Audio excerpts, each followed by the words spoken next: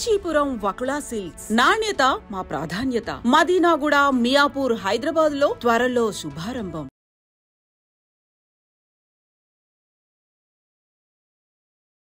నమస్తే, welcome to iDream inside politics with Kavitha. మొత్తానికి Congress party నుంచి తీన్మార్ మల్లన్నని సస్పెండ్ చేసేశారు. తీన్మార్ మల్లన్న కూడా సస్పెన్షన్ కాపీని ఫోటో ఫ్రేమ్ కట్టుకొని మరీ చూపిస్తున్నారు. నెక్స్ట్ స్టెప్ ఎలా ఉండబోతోంది? తీన్మార్ మల్లన్న వెనకాల ఎవరున్నారు? పార్టీ పెడుతున్నారా?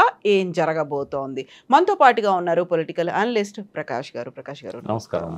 సో గతంలో మనం మాట్లాడుకున్నాం, తీన్మార్ మల్లన్న గురించి మాట్లాడుకున్నాం, బీసీలకు సంబంధించి రాబోతున్నటువంటి ప్రత్యేక పార్టీ. ఈ రెండింటిని లింక్ చేయొచ్చు అంటారా? యా తప్పకుండా. ఎందుకంటే ఇప్పుడు చాలా అగ్రెసివ్గా ముందుకు వస్తున్నాడు మల్లన్న. ఆయన ఒకవేళ కాంగ్రెస్లోనే కొనసాగాలనుకొని ఉంటే దానికి ఎక్స్ప్లెనేషన్ ఇచ్చేవాడు.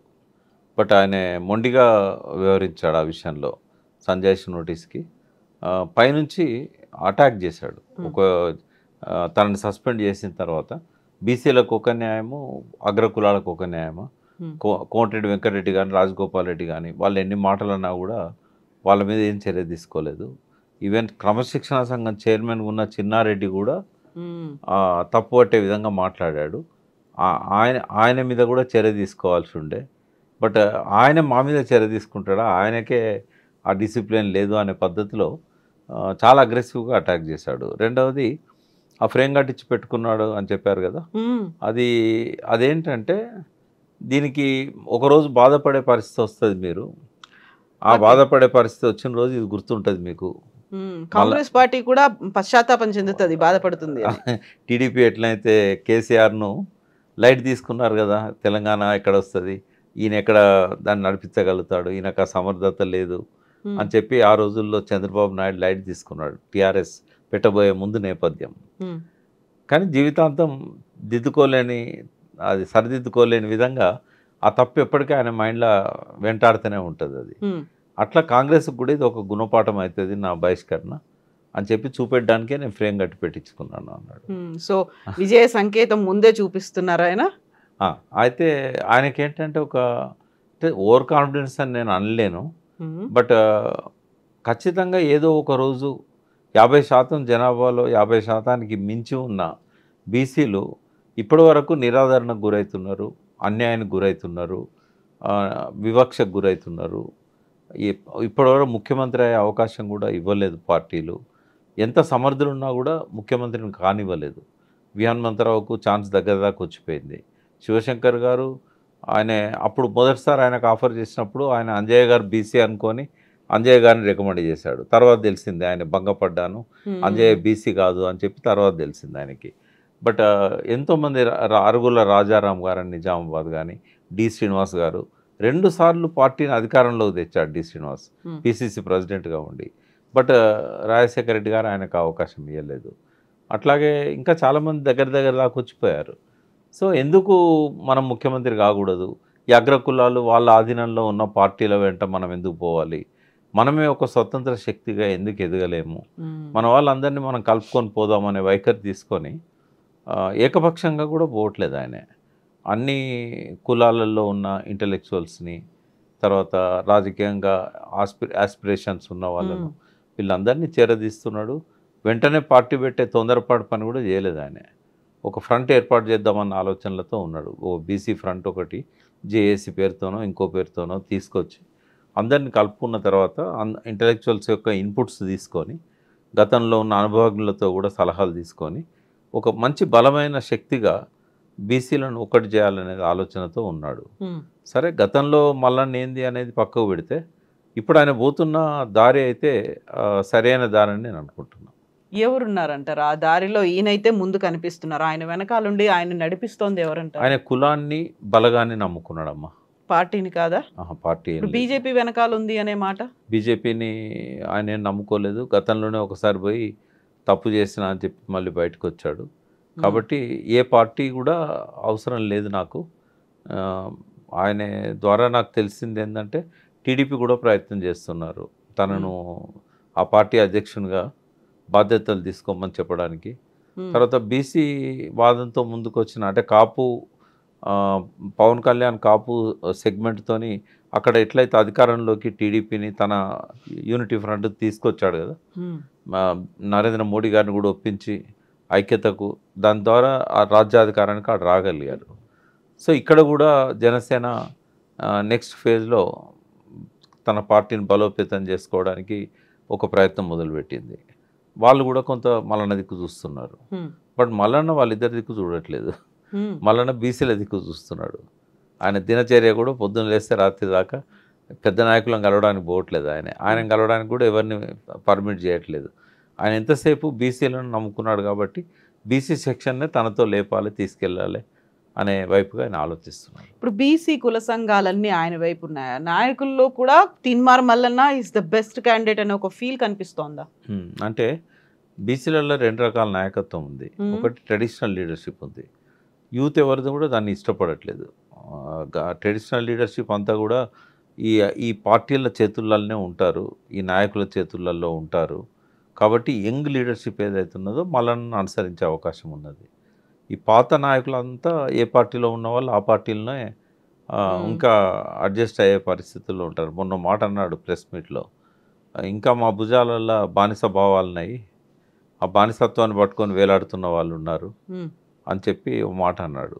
అంటే ఇంకా వాళ్ళు బయటకు వస్తారని అయితే నేను అనుకోవట్లేదు. అది అపోజిషన్ పార్టీలో ఉన్న వాళ్ళైనా, అధికార పార్టీలో ఉన్న వాళ్ళైనా, కేంద్రంలో అధికారంలో ఉన్న పార్టీలో ఉన్న వాళ్ళైనా ఆ బీసీ నాయకత్వం ఏదైతే ఉన్నదో అది బయటకు వస్తుందని నేను అనుకోవట్లేదు. ట్రెడిషనల్ లీడర్షిప్ అది. ఇప్పుడున్న గ్రామాలలో ఉన్న కుల సంఘ పెద్దలు వీళ్ళంతా కూడా ఏదో ఒక దొర చెప్పు చేతల్లోనో లేకుంటే ఏదో ఒక అగ్రకుల నాయకుడు చెప్పు చేతల్లోనో ఇంతకాలం రాజకీయాలు చేస్తూ వచ్చారు. ఇక వాళ్ళని నమ్ముకొని ఉపయోగం లేదు మల్లన్నకి. మల్లన్న యంగ్ లీడర్షిప్ మీదనే ఆయన ధ్యాస పెట్టాలి. విద్యార్థుల నుంచి ఒక పెద్ద సెక్షన్ ఉంటుంది, యూత్ నుంచి ఒక పెద్ద సెక్షన్ ఉంటుంది. ఇప్పుడు ఎట్లాగో 51 స్థానాలు మహిళలకు రిజర్వ్ కాబోతున్నాయి తెలంగాణలో.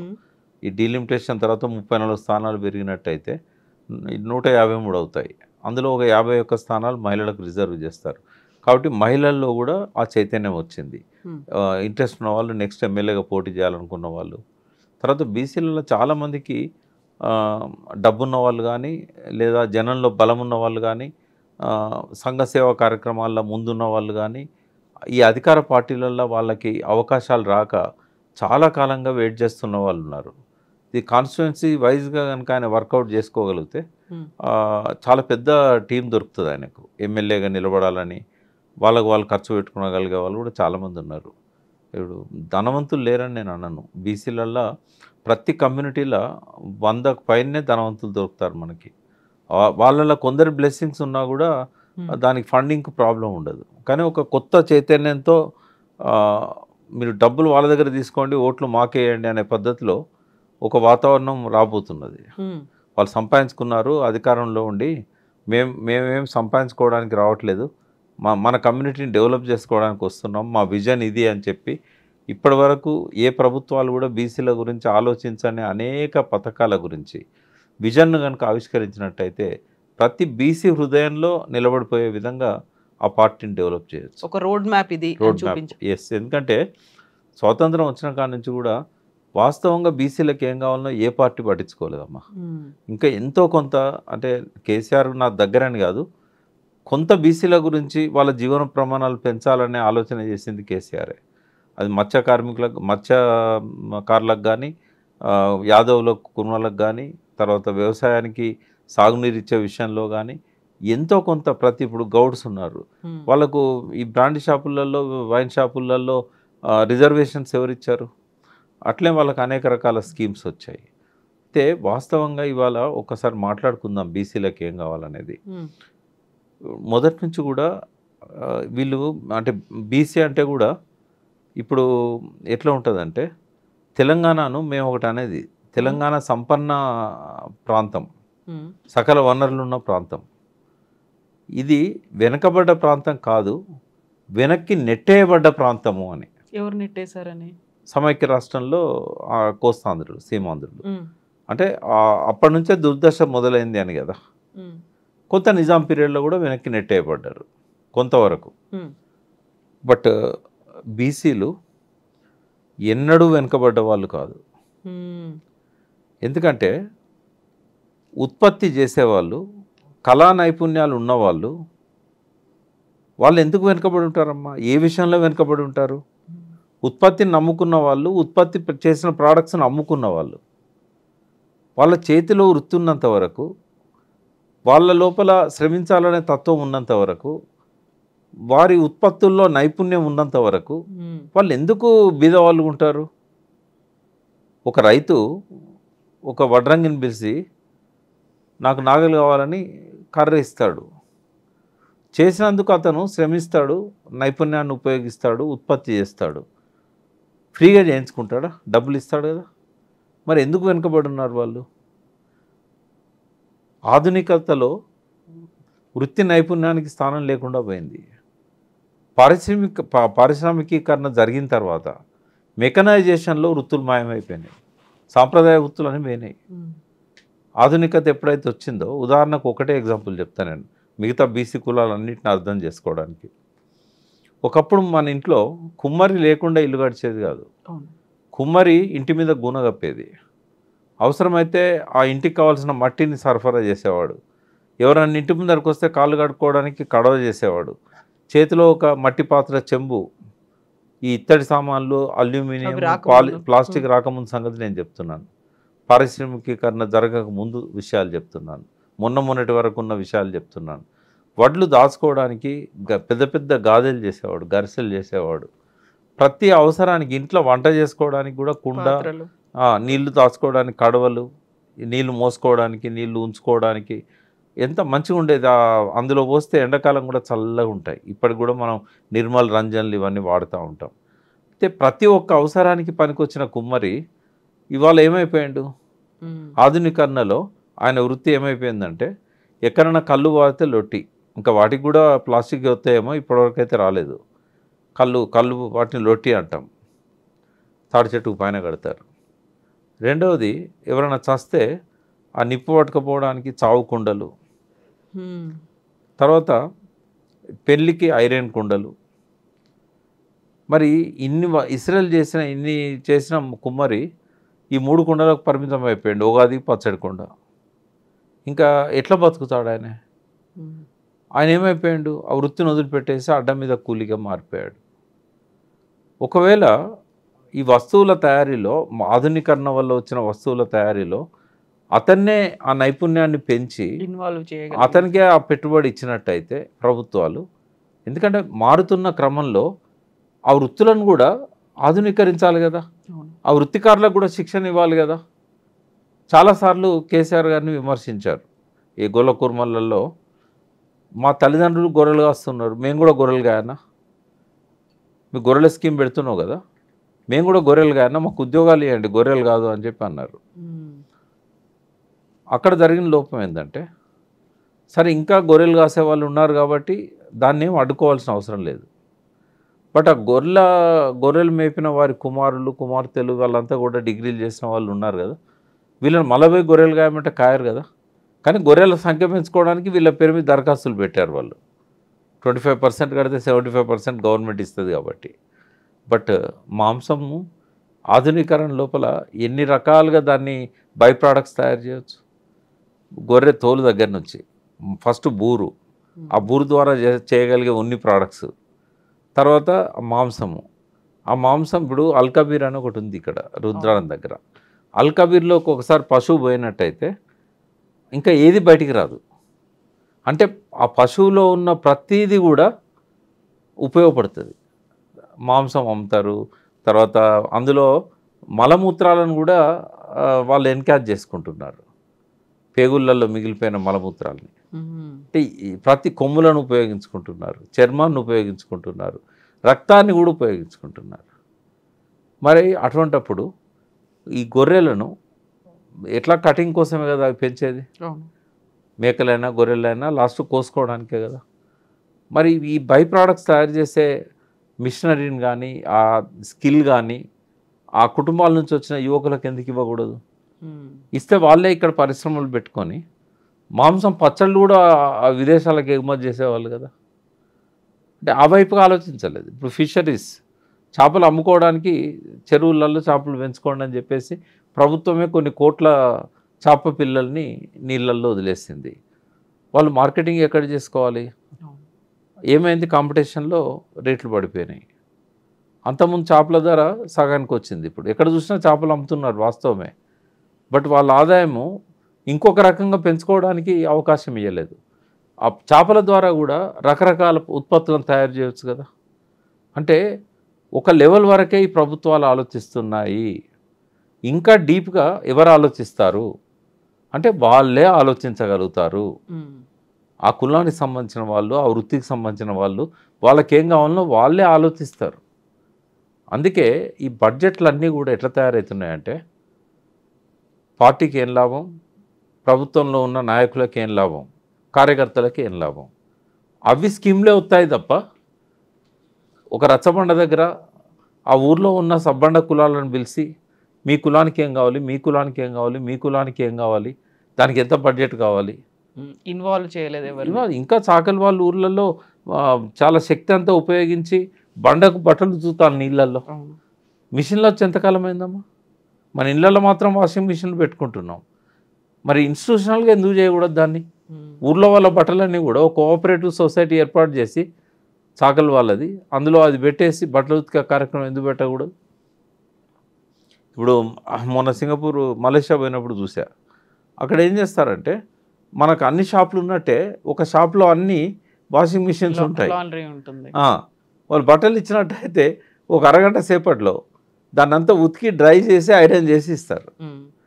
ఇట్లాంటివి ఎందుకు పెట్టేయకూడదు చాకలి వాళ్ళతో?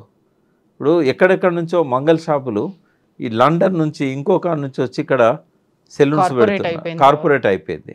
మరి ఇక్కడున్న మంగళ పిల్లలు డిగ్రీ చదివిన వాళ్ళు, పీజీ చదివిన వాళ్ళు వాళ్ళ దగ్గర పోయి కూలికి పనిచేస్తున్నారు, జీతానికి పనిచేస్తున్నారు. వాళ్ళకి ఎందుకు ఇవ్వకూడదు? అట్లాంటివి పెట్టుకోవడానికి అవకాశం ఎందుకు ఇవ్వకూడదు? కేవలం కరెంటు ఫ్రీ అని చెప్పారు, లేదా ఇన్ని యూనిట్ల వరకు ఫ్రీ అని చెప్పారు, కొంత నామినల్గా కొంత లోన్లు ఇచ్చారు. ఇది కాదు కదా. బీసీలకు ఏం కావాలనేది స్వాతంత్రం వచ్చిన తర్వాత ఎవరు ఆలోచించారు? వాళ్ళ స్కిల్ డెవలప్ చేయడానికి కానీ ఇట్లాంటి వాటికి. ఇవన్నీ కూడా తీన్మార్ మల్లన్న ఆలోచించి అవన్నీ ఇంక్లూడ్ చేసి ముందుకెళ్తాడు. మేమంతా ఉన్నాం కదా, మేమంతా ఉండమా? ఒకవేళ తీర్మాన్ మల్లన్నే కనుక రాజకీయ శక్తిగా ఎదగగలిగితే ఇవన్నీ చేయాలని దానివల్ల వచ్చే బెనిఫిట్స్ ఏంది? ఆయనకు కూడా మంచి అద్భుతమైన ఆలోచనలు ఉన్నాయి. బయటికి కనబడే మల్లన్న వేరు, ఇంటర్నల్గా మల్లన్న వేరు. ఇప్పుడు కేసీఆర్ గారు భాష రాకనా పరుష పదాలు వాడింది? రేవంత్ రెడ్డి భాష రాకనా? వాళ్ళకు కొన్ని లక్ష్యాలు ఉంటాయి. కావాలని ఆచితూచి ఆ భాష కావాలని మాట్లాడతారు, అలవోకగా రాదు. మల్లన్న కూడా అంతే. తనంతాను ఎలివేట్ చేసుకోవడానికి, సెన్సిటైజ్ చేయడానికి ఇట్లాంటి విషయాలలో ఆయన ఆ భాష వాడి ఉండొచ్చు. బట్ అది చూసి మల్లన్న గింతే అని అనుకుంటే తప్పు. ఆయనకు అద్భుతమైన ఆలోచనలు ఉన్నాయి బీసీలను ఎట్లా డెవలప్ చేయాలనే విషయంలో. కానీ ఇంకోటి, తనకు తెలిసిందే వేదం అనుకునే వ్యక్తి కాదు ఆయన, అందరినీ కన్సల్ట్ చేస్తున్నాడు. డెఫినెట్గా ఆయన ఒక సమిష్టి నాయకత్వంతోనే ముందు పోతారని నేను అనుకుంటున్నాను. ఒక వ్యక్తిగా కాకుండా ఒక సమిష్టి శక్తిగా ఎదగాలి. అట్లయితేనే బీసీ పార్టీ నిలబడుతుంది.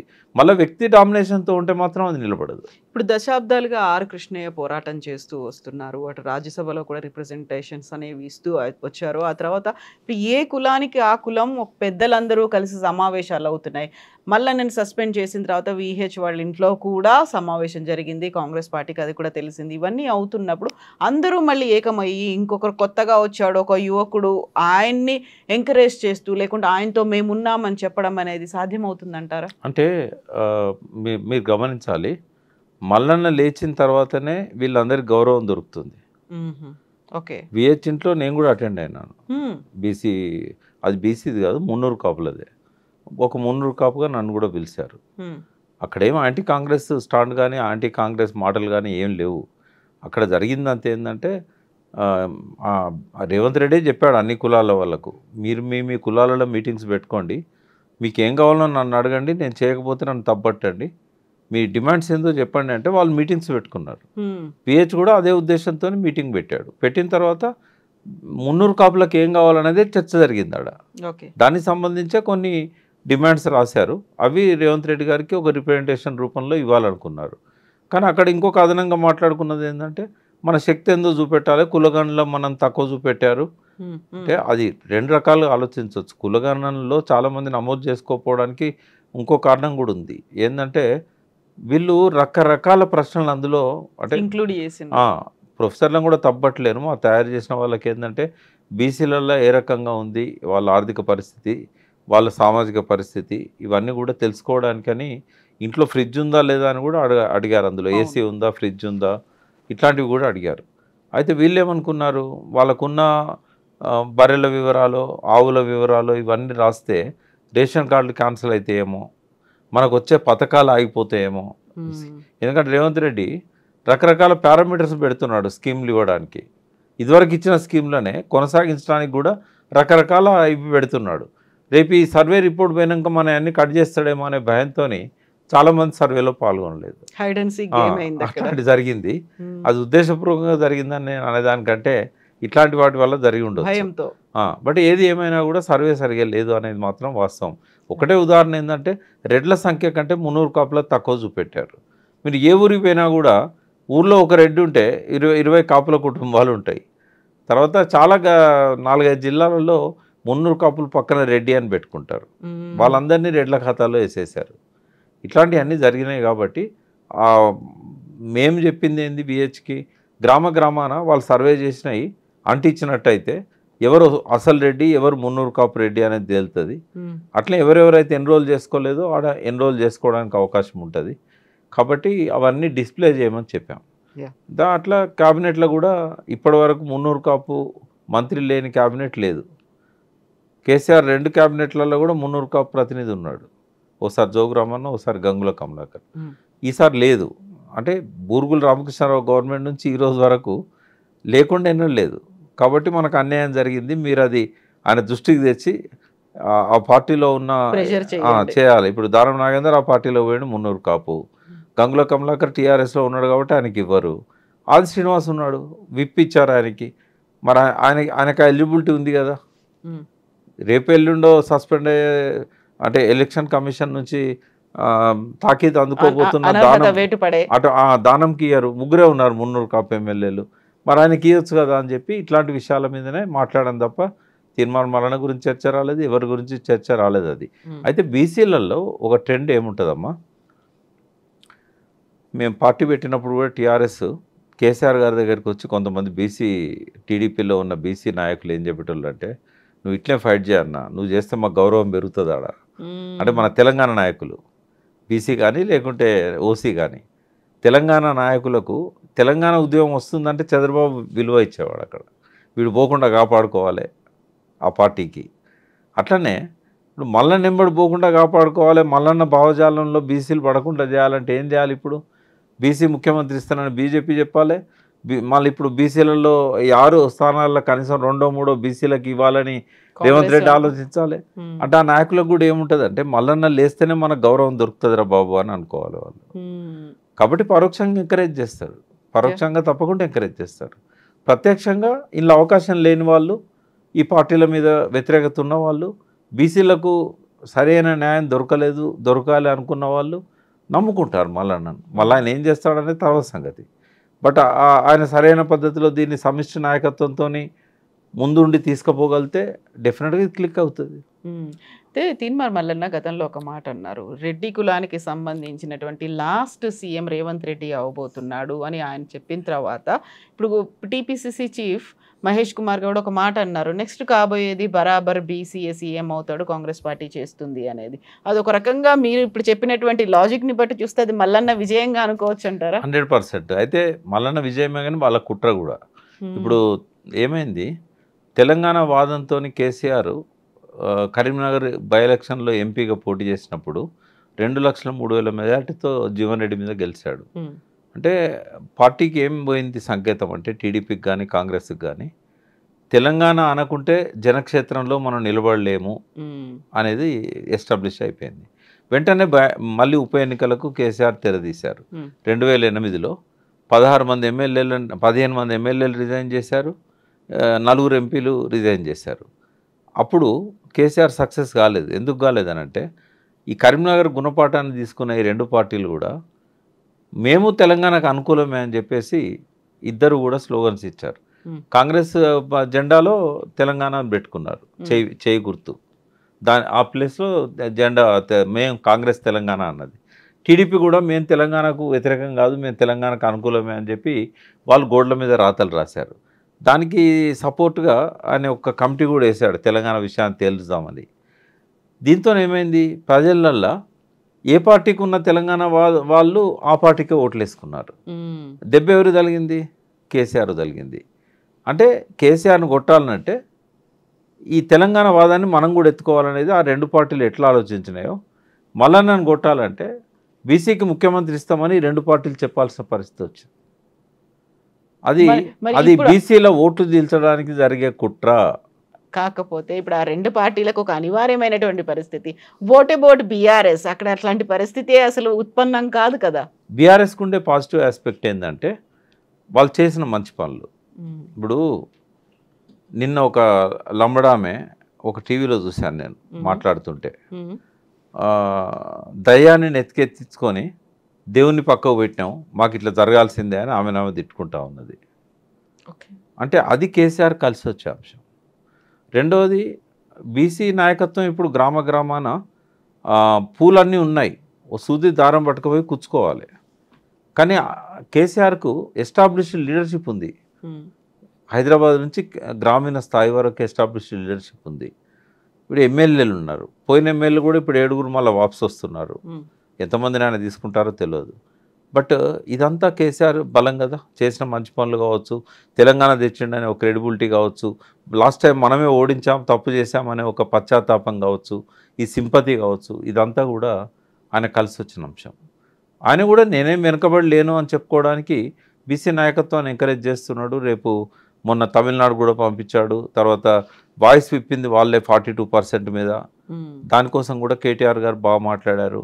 కాబట్టి వాళ్ళు కూడా మేమే వెనుకపోవన్న పద్ధతిలోనే టీఆర్ఎస్ మేనిఫెస్టోలోనే ఉంది 51% బీసీ ఎస్సీ ఎస్టీ మైనార్టీస్కి మేము పదవులు ఇస్తాము అని. కాబట్టి ఒక పోటీ అనేది ఉంటుంది, ఒక హెల్దీ కాంపిటీషన్ అనేది ఉంటుంది. బట్ రేపు వచ్చే బీసీ పార్టీ ఐక్యంగా ఉండగలుగుతుందా, అందరిని ఐక్యం చేయగలుగుతుందా, ఇందాక నేను చెప్పినట్టుగా ఒక మంచి విజన్ను బీసీల కోసం ఆవిష్కరించగలుగుతుందా, వాళ్ళకు ఒక నమ్మకం కలిగేలాగా. అంటే ఒక విజేత ఎప్పుడు కూడా భిన్నమైన పనులు చేయడు, కానీ భిన్నంగా చేస్తాడు. శివకేర గారు చెప్పినట్టు, అంటే భిన్నంగా ఎట్లా చేయగలుగుతాడు మల్లన్న, ఒకవేళ మల్లన్నే ముఖ్యమంత్రి అయితే ఎట్లా చేయగలుగుతాడు అనేది చూస్తారు కదా. కాబట్టి ఇవన్నీ విషయాలలో కూడా ఆ రకంగా ఆయన ఎదగగలిగితేనే వీళ్ళకి సమంగా పోటీ ఇవ్వగలుగుతాడు, లేదా పోటీలో ఉండగలుగుతాడు. ఒకవేళ రాజకీయ ఎత్తుగడతోని ప్రీ పోల్ అలయన్స్ పెట్టుకుండగలిగితే ఆ బీసీలది ఒక 10% 15% ఆడైనా కూడా బీజేపీ లాంటి పార్టీలో లేకపోతే టీఆర్ఎస్ లాంటి పార్టీలో ఆయనతో చేయగలిపినట్టయితే డెఫినెట్గా అధికారంలోకి రాగలుగుతారు. ఒకవేళ పతనం అవుతున్న కాంగ్రెసే కలుస్తుందా, ఓపెన్ ఉంటుంది కదా, ఎవరితో కలిస్తే అధికారంలోకి రాగలుగుతాం అనేది మల్లన్న ఆలోచిస్తాడు.